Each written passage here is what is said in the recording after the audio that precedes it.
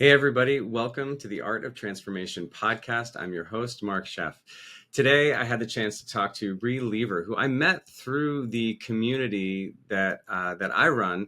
There's a community owners community, and she's very active in there, and we started communicating on there. She's got an incredible podcast that's helped me a lot in building my community.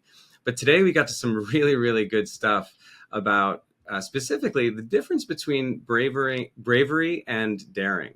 It was really interesting to hear Bri's take on what that is and how getting that distinction helped her move from the very successful community she created for another brand to building her own company around helping people do exactly that. So it's a great episode. I'll see you at the end. Hey, everybody. Welcome to the Art of Transformation. And we are here now with Bri Leever. Am I pronouncing that right? Is it Bri Leever? Yeah, Bri Leever. Okay.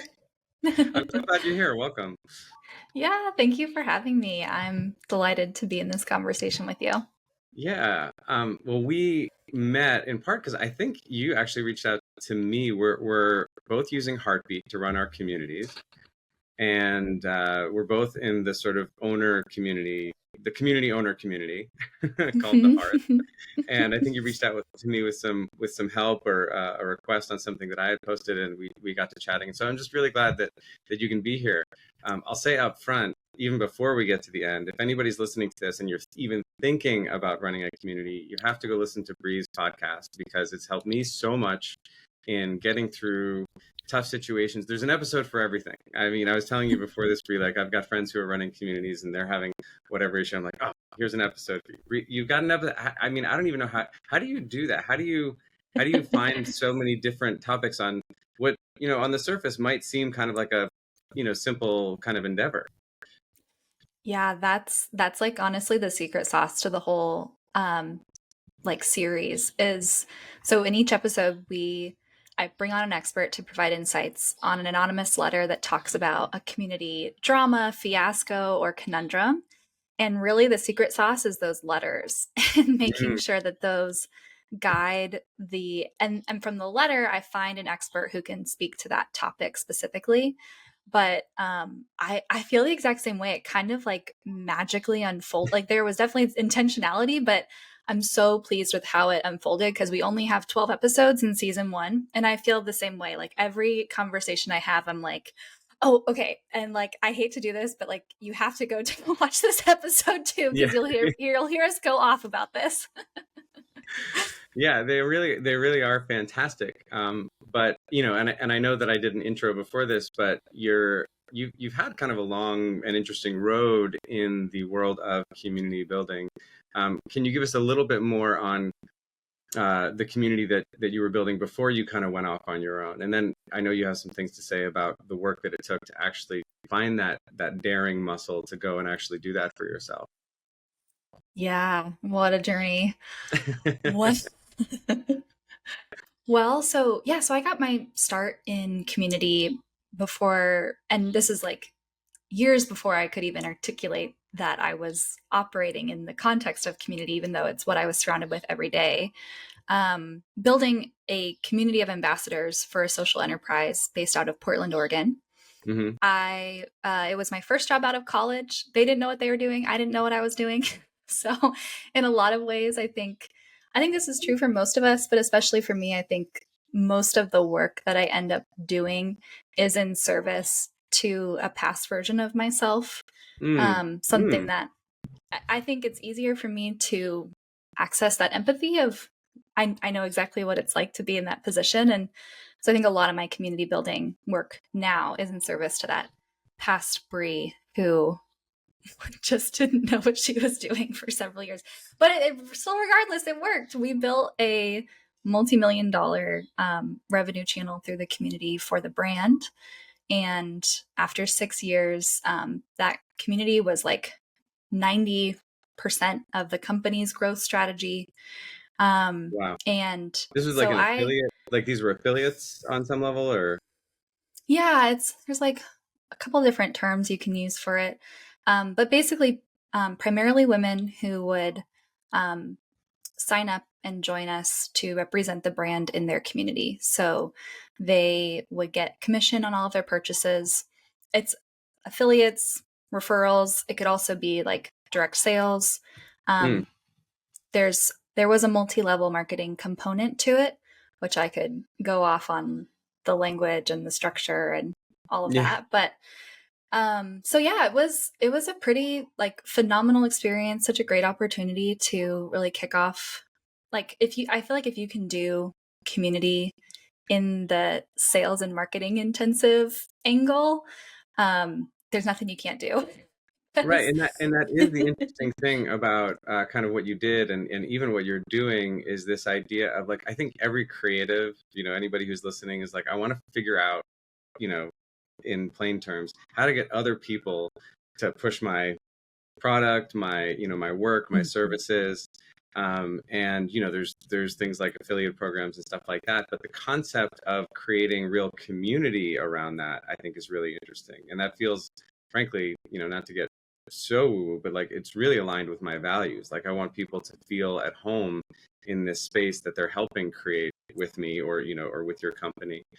So, Yeah. what was what was the approach within the community, or even building the community or nurturing the community that was maybe fundamentally different from just, every website I can, I get my referral link and I can earn $25 and like that kind of thing. What Hmm. did it bring that was different from that?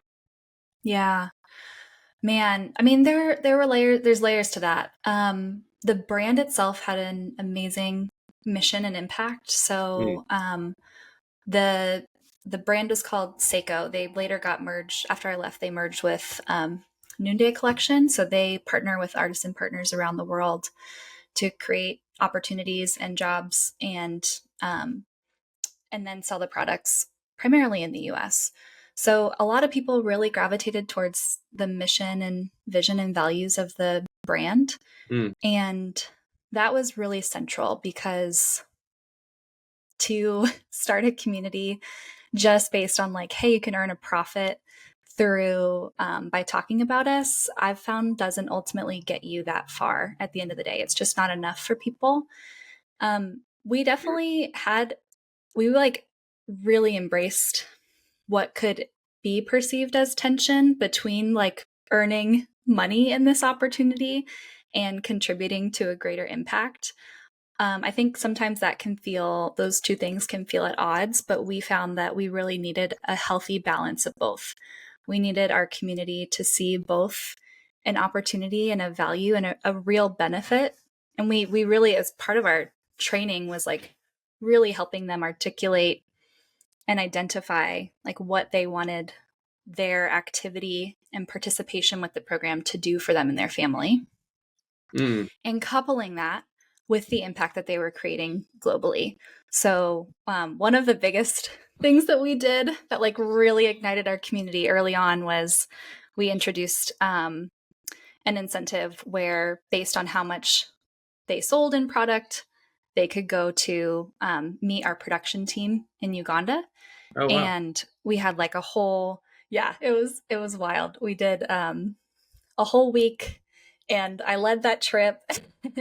Oh I my ended God. up going, I think it was 4 times to Uganda by the time I left. But that was always like a super memorable experience getting to like they would go to our production facility, they would like make their own sandals, make their own bags, like get to know essentially their coworkers. And so anyways, I could go on and on, but that's just some of my initial thoughts.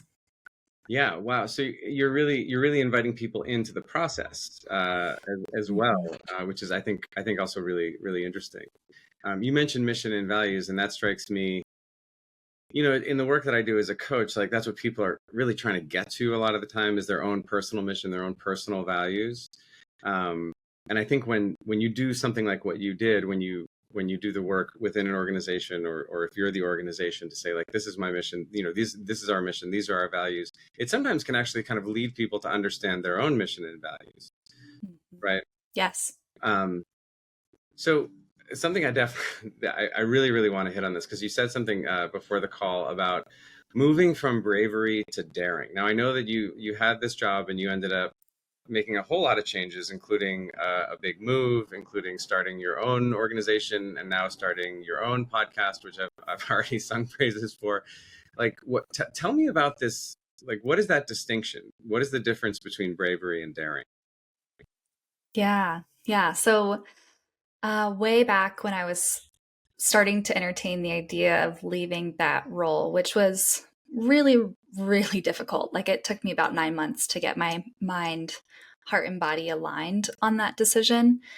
And even once I decided to leave, I found it like practically impossible to find a new job while I was at that current role, partly because of just how demanding that role was and how little capacity I had at the end of the day for anything else. Yeah, I think that's a um, common, right? I mean, if we have a job that's very consuming, it's hard to have that creative energy to, yes, to think of anything else. So how did yes. you do it? Yeah. Well, I had a coach at the time who was really helpful. And they actually, looking back now, I'm like, oh, I can see they like started this thread of now a therapy modality that I use, which is called IFS, internal family systems. But basically, this coach helped me identify two parts of me, a part that wanted to stay and a part that wanted to go. Hmm. And um, as we kind of teased it out, we really gave these two parts like full names and personalities, and like there was full dialogue between these two parts.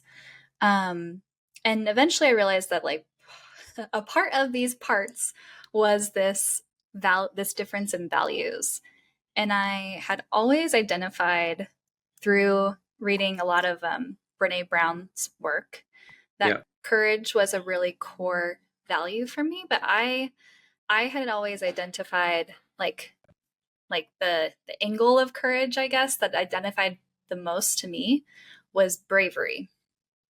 And I realized through these coaching sessions that I had really adopted this like defensive strategy with courage, where like to me now bravery feels like in the face of adversity, in the Yes, face of a exactly. challenge, in the face of a really tough situation, like you summon your bravery. And I realized what my body was really yearning for was the flip side of courage, the more offensive side of courage, which is daring, which I identified as daring. So it, to me, like making a big values change like that is really difficult. So I kind of had to trick myself into it. And my coach really helped with this. This might have been his idea. Um, and really, the posture was like, okay, we've been living out of bravery for a long time. And this one part has kind of been in the driver's seat. But is there, what would it look like to test daring as our primary value, like the primary value from which I make decisions for my life? And once I made that value switch, I was like, man, yeah, like it might be the brave thing to stay here at Seiko, but it's the daring thing to leave Mm, and to mm. find what's next for me. So that finally like the pieces kind of fell into place and I was able to finally give myself permission to do that. But it that whole season I like think back on it, I'm just like, oh, that was so chaotic and like tense and stressful, and I just felt like I was abandoning this baby that I had like nurtured and like grown. And it was so painful Right. to walk away from that. Yeah. And it's funny you mentioned that because when I think, I mean, you tell me, but I think when I see people, when I work with people, when I've been in these places in my life where I can feel that real tension, maybe it's a clear decision, or maybe it's just that tense feeling of like, am I doing the right, like, is this what I'm supposed to, am I in alignment with myself?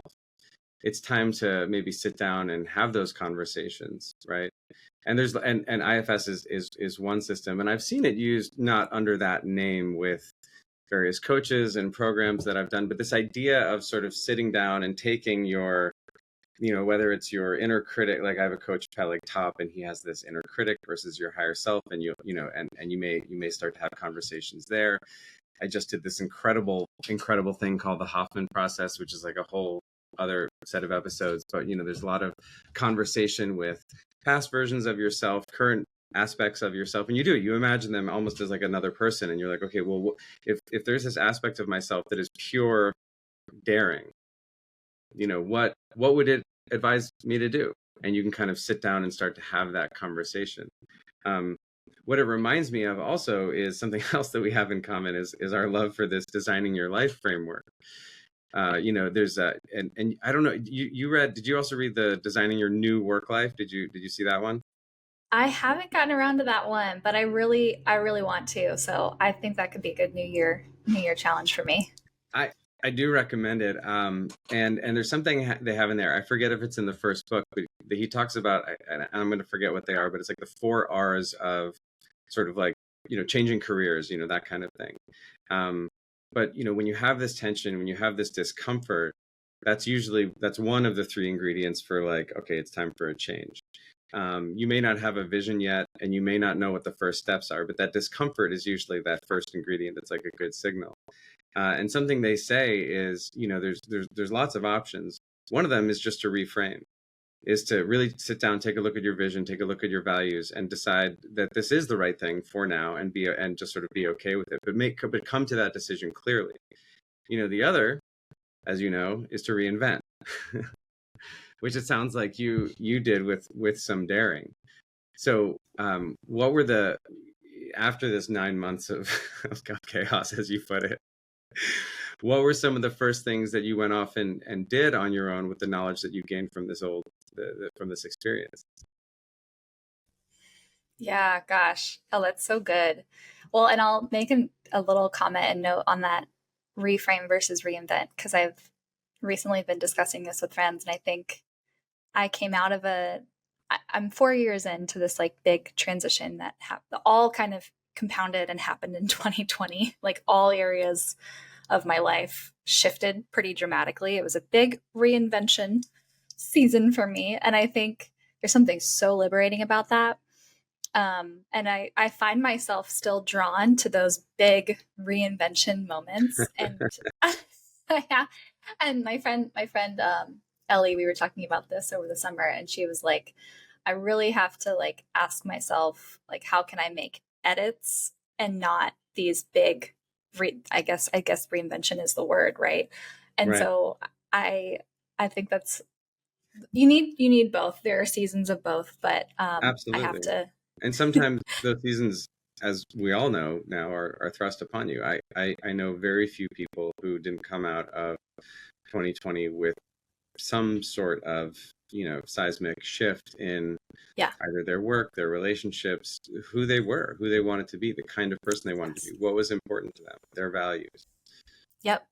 Yep. And that was the year that I had this bravery to, or articulated this bravery to daring transition. Um, so, well, and you mentioned it, the first thing I actually turned to, and I didn't like really know how golden this was at the time, but I had a couple other mentors who like really supported me during this transition when I left my work and provided me with books. And one of the books they got me was Designing Your Life. And Hmm. so I started reading and working through that. I told myself I could take 3 months off. So I quit my job. So Let's you just just back up. quit. I You quit my didn't have, job. okay. Didn't have a backup.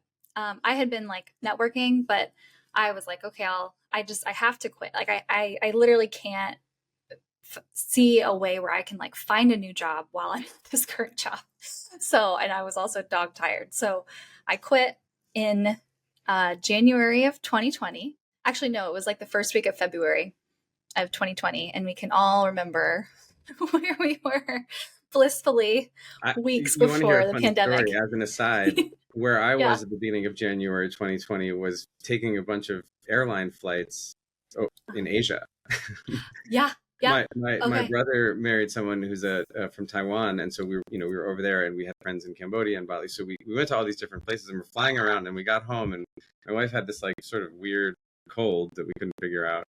And Oh then no. Of a month and a half course she later, did. we're going, was that, were you ground zero on this? Were you patient zero? Um, Oh my but yeah, we gosh. all remember, right? I mean, there's things like we all remember when that started coming down. Mm-hmm. Mm-hmm. Yeah. So the last thing I did with this company was one of those trips to Uganda, which was an amazing send off. So special. From there, I like just got off of my two-way ticket back to Portland and just got off in Amsterdam and ended up going around Europe for a couple weeks, visiting some friends, and made it back like 48 hours before they closed like the international Wow. doors for flights for COVID. Um, Long story short, what proceeded to happen was I I wasn't super stressed about finding my next job, but I was very intentional about it. I knew I had like a little bit of a runway, but I didn't want to eat up that runway because it's also my savings. COVID's happening. I got accidentally quarantined on my family farm in Pennsylvania with my two siblings who I haven't lived with in a decade. And then had a relationship. We were planning a wedding. We broke it off. Wow. I started my consulting business and then I moved to Hawaii. So there was, So, there was just a lot going on. okay. So like an average 2020. Yeah. Yeah.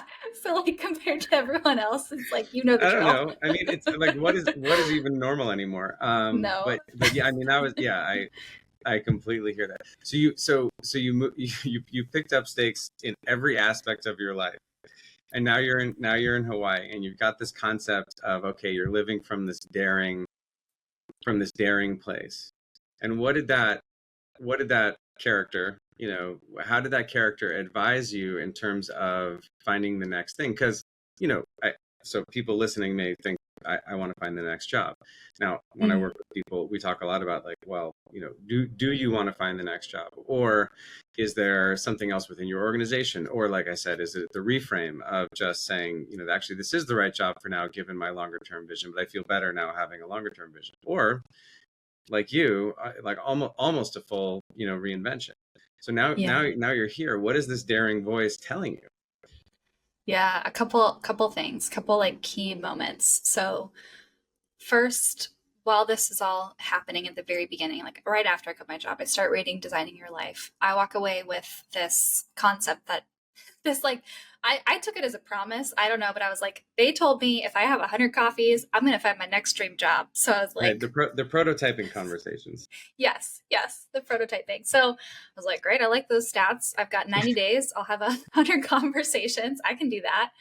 And this is also like, I mean, everyone, it was just like such chaos. People were like kind of Zoom fatigued. So it was like a little hard to get on with people, but also everyone was open to Zoom. So So whatever, just dove headfirst into it. you had And a there were, hundred coffees yeah, with in people. 90 days. Yes. 130-minute conversations. And with by the end of that 100 conversations, I had enough client work for my first year and a half. Wow. Um, Can you dig into that just a little bit more? Because for people who don't mhm. understand the Designing Your Life framework, there is an important distinction, right? Around you're not necessarily going in and saying, "Hey, I'm Bri, you may have a job for me, or I have a service for you." You're not going. It's not a sales call, right? No. So those calls really evolved. In the beginning, it was I truly didn't know what I wanted to do next. And I was truly just interviewing people to understand their journey, what they liked about their career, like who people I was trying to find like people I could identify with and kind of like steal like an artist, if you know that book. I was like, how can I I like got all three of them. I have the T-shirt. Yes, absolutely. yeah, amazing. Okay, so I'm like, I'm gonna just like steal your like career trajectory like an artist. If I can't, like that's what I was like seeking and searching for. At the same time, I had another session with another coach who really opened my eyes and like gave me permission to embrace the generalist that I am. And he was very blunt about, and okay, well, I'll just explain the situation and how I would apply it now. He was very blunt with like, you either need to work for an organization that trusts you implicitly and will give you pretty free reign to build whatever you want. It's going to be really valuable for them, but they just have to trust you. That's what you've had for the last 6 years. And so you need to find your next one if you're going to work for somebody, or you need to do your own thing. But he was like, 90% of jobs are made for specialists or people who like fall into a certain category, and you will not be fulfilled like that. Like I'm going to tell you right now. And I was like, ooh, yeah, that's real. Now I think I- there's a lot more language and like structure and support for generalists in like specialized companies. Like I think there's amazing work with like Generalist World and Millie Tamati. So I think there's like a lot more that generalists can do in the professional, like employed world. But for me at the time, that actually hearing that was so liberating. Like it just felt so right. I was like, Mm. yes, this is exactly like I've just been kind of waiting for someone to give me permission to go off and do my own thing. And it's so silly, but like this random guy, I don't even know where he was, like Utah or something. Never talked to him again, but he was like, Wow. you have permission. And I was like, thank you, I hope he's Godfather. I listening. You got to needed send him the episode. Say thank you. Yeah. it. Yeah, yeah. Oh gosh, that was so funny. I had an experience like this. This was, two lifetimes ago, but my first career was in tech. I got a Mm. degree in computer science, so I got a job because that's what you did, and I worked at jobs, and that's because that's what you did, and I just got the next job because that's what you did, and then I started taking art classes because that's kind of what I wanted to have as my main hobby. But I really, really liked the art classes, and I was spending a lot of time on them, and so much time that I was engaged, and that was falling apart because I was working and I was going to night classes and weekend classes, and I was very distracted at work. And my boss called me in and was kind of like, uh, you know, your teammates are kind of talking about like how you're not really pulling your weight. And I was like, you know what? Heard, thank you. Sorry. I got it. She was like, well, if there was a way for you to, and she's like, this conversation didn't happen. She's like, but if there were layoffs coming and if there was a severance package, would you want that? And I took a couple hours and was like, yeah, I do. But she gave me this permission to actually pursue what my heart was calling for, and that was that was like a whole, career after that. But it's so funny Yes. how sometimes we need, like, especially, I was in my 20s, I was in, how old was I? Probably like 20, 24 or something. But I really needed a grown up to tell me it's okay. Yes. I still need grown-ups to tell me it's okay. I think that's like Totally. part of the beauty of like what we get to do in our work with community building is like we get to create a landscape where people give permission to each other to do the thing that they already Mm, know that they need to do. that is, that's a soundbite right there. That's amazing. Yes. Yes, exactly. it's Exactly. uh, it's such a privilege to set those spaces and set the table for those interactions. Um, So, so so you okay. want, so you, I want you to continue your story. So Yeah, yeah. so I want to know again, like, I want to go back to this idea of this kind Oh of yeah. this daring character. Like, what is this character Yes. saying to you now that you have this permission? What now this daring character has a soapbox. Yep. What's going They're in on there? control.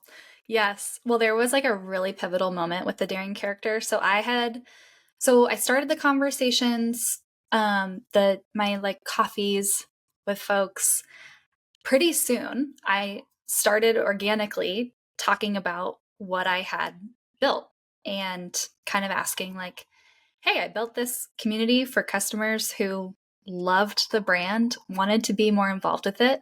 Mm-hmm. I was naturally talking to brands that had a strong mission, vision, and values, and would ask them like, so by the way, like, what do you do for your customers when they ask you how they can be more involved? And do you ever like connect them to each other?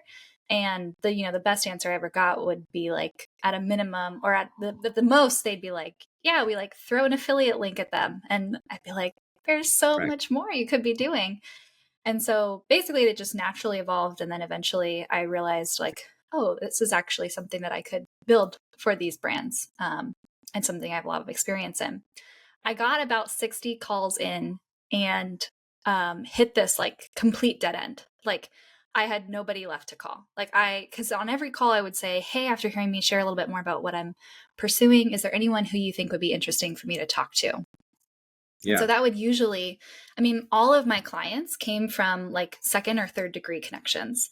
So Wow. someone like pretty like I don't know these people by the time I get to them, and I might not even really know the person who like referred me over to them because that question kept working so well. But I Yeah. got to 60 and it just kind of like tapered off. And Yeah. I was like, and I had like two clients at that time, but I needed like at least one or two more. Yeah. And it was this like absolutely daring moment. Like daring took over, and I went back to some of the people who I had had an initial conversation with, and truly was like kind of embarrassed and just like, I'm so sorry, but like, I mean, I wouldn't advise other people to do it this way, but this is just how I felt in the moment. I was like, I'm sorry to bother you again, but I'm like, really, I'm trying to hit these 100 conversations in 90 days.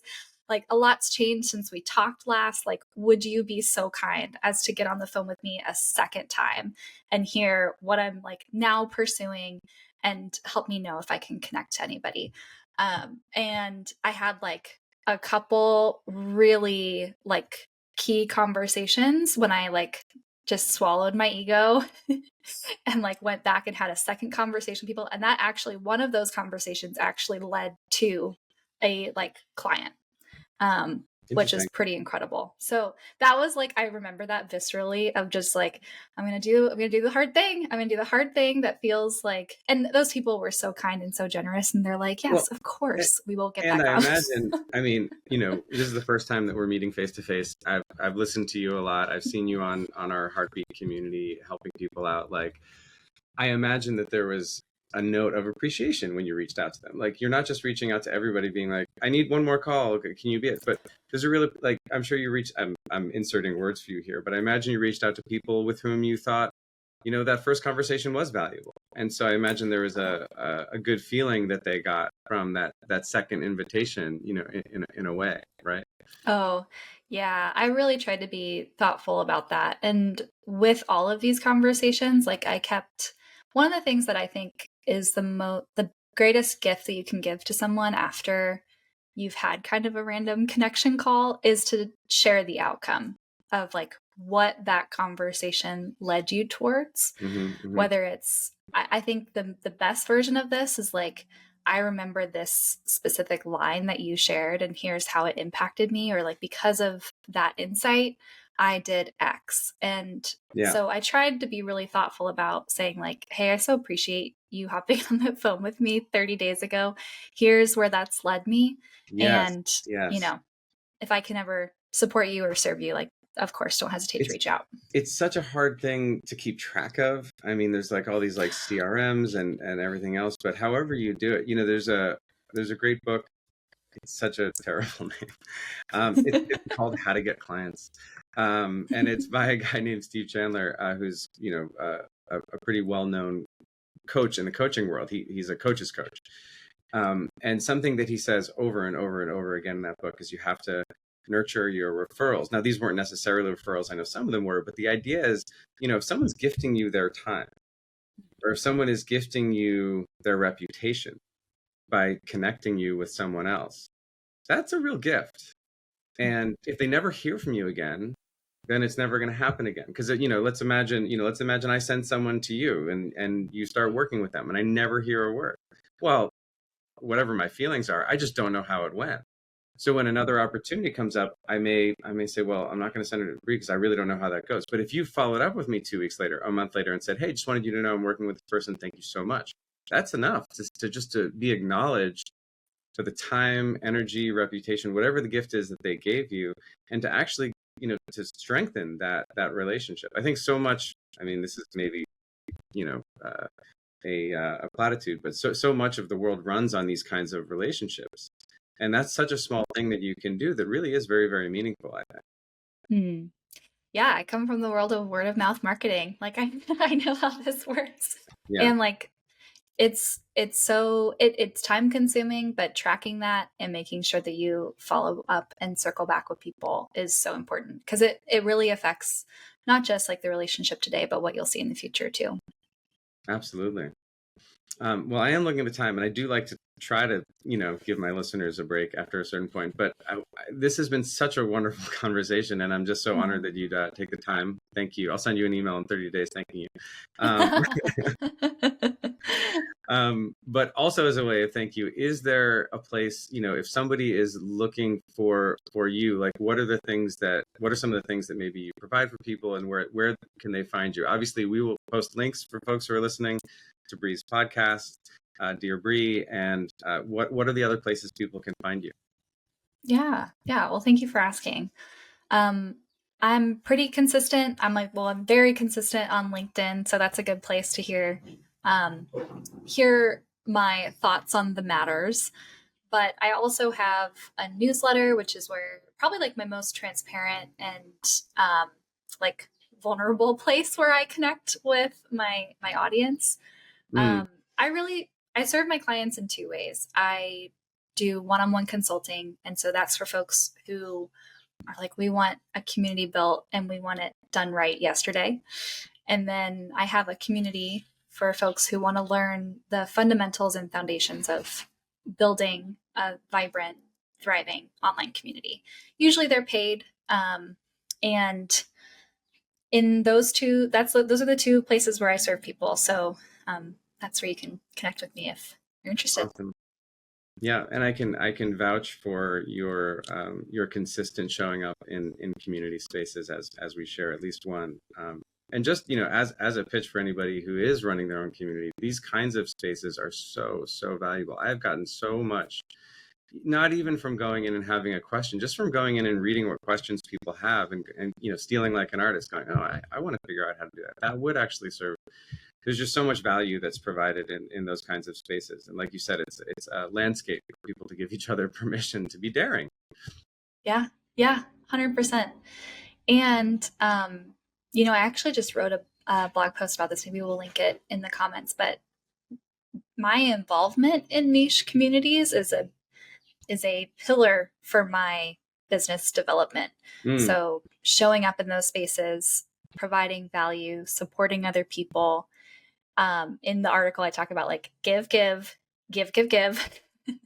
And then this also becomes a really powerful place to support you when you're launching something new or when you have an offer that serves the people who are gathering there, and not in a like spammy self-promotion way, but like part of the reason my podcast did so well is because of the support that I had in the niche communities that I'm involved in. Yeah. I remember the community leaders in our community sharing your podcast, which is how I heard about it. Well, thank you so much for the time. Enjoy you're a few hours earlier than me, so enjoy the rest of your beautiful Friday in Hawaii and the rest of your weekend. Thanks so much, Bri. Yeah, thanks, Mark. I'm so overjoyed to share this space with you. So thank you for having me. Awesome. Thanks for listening to this episode. If you enjoyed this episode, please do share it with friends. I do want to tell you about one thing that I'm starting up again, is my newsletter. I'm recommitted to a weekly newsletter, and I am sending out personal stories that are designed to shake something loose for you. I love having conversations with folks on my mailing list. You can find that at markscheffcoaching.com. And if you like that or any of these episodes, it would mean a lot to me if you could share with your friends, like, subscribe, comment, all the things. I love being in conversation with people, and I'd love to be in conversation with you. Thanks again for listening, and I'll see you next time.